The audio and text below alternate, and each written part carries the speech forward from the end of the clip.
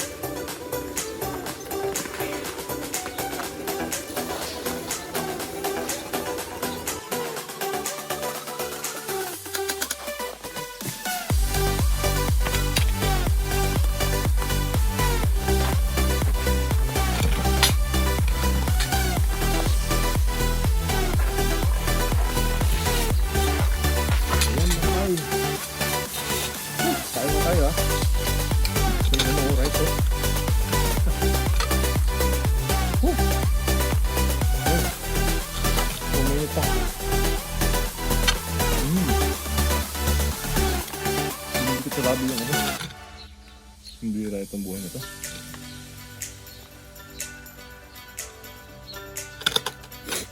So, February 7 ng Rai.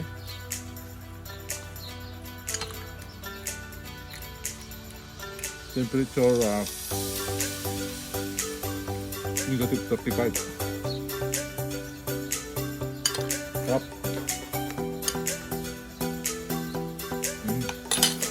Tulog po.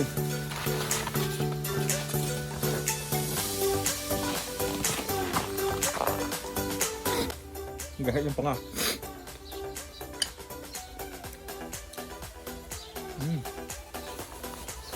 Sarap mo. Kung kaya nyo yung lamig, try nyo to ha. Negative 35. Breakfast sa labas. Oh, lakbang. Tapos pakain na.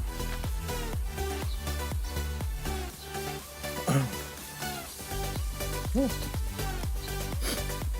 Wala sipon.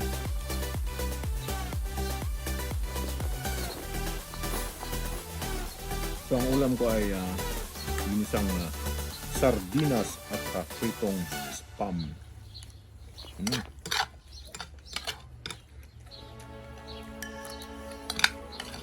Ang hirap pala maging home bake, no? Bigas yung kanin.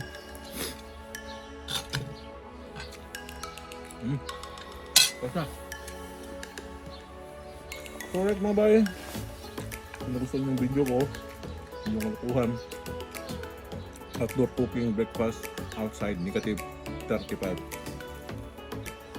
Huwag niyo kalimutan mag-like, mag-comment at saka mag-subscribe.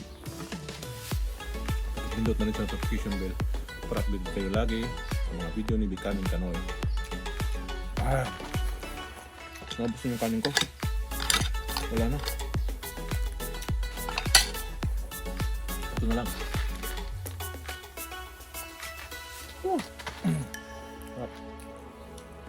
Saw-saw.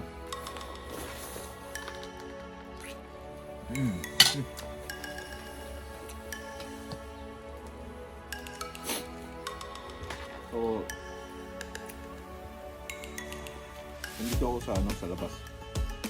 Kasi para na-feel natin ang negative 35. It feels like negative 40. Yan. Gawin ang kanin, sabaw na lang ang sarili.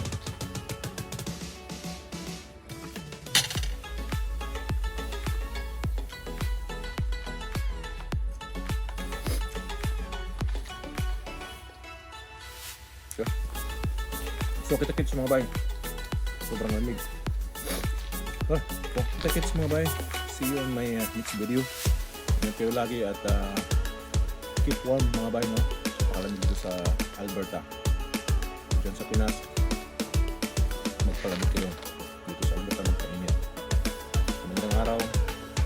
January 7, negative 45.